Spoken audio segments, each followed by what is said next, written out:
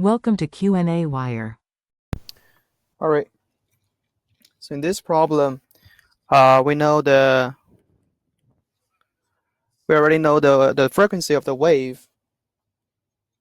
F is 5.7 times 10 to the 14th hertz, and we also know that in the glass, the velocity of this wave is 2.17 times 10 to the 8th meters per second. So we're going to determine the wavelength of this EM wave inside the glass. So lambda G labels the glass, equal V over F, right?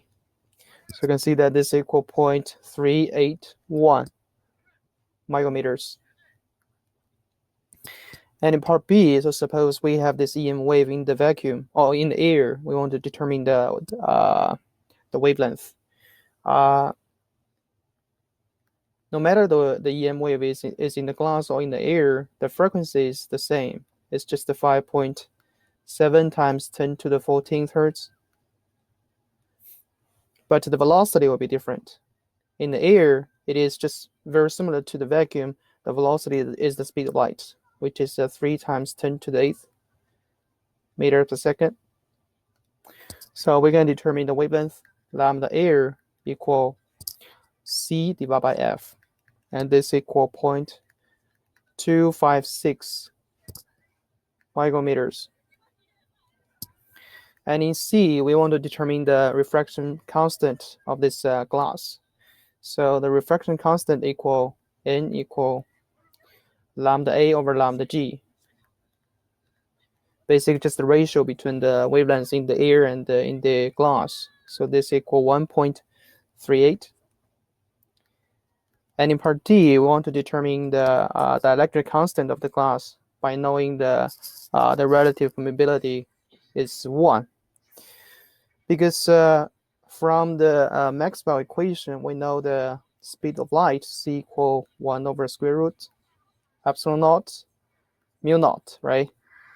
So and in the glass, we have a different expression, V equal 1 over square root epsilon times mu. So they have different dielectric constant and the permeability. And we can re-express the epsilon in terms of K epsilon times epsilon naught.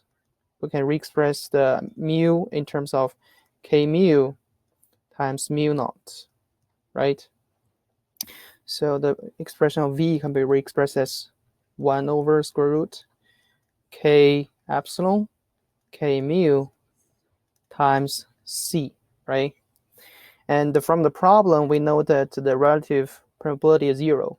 That means the relative permeability is 1.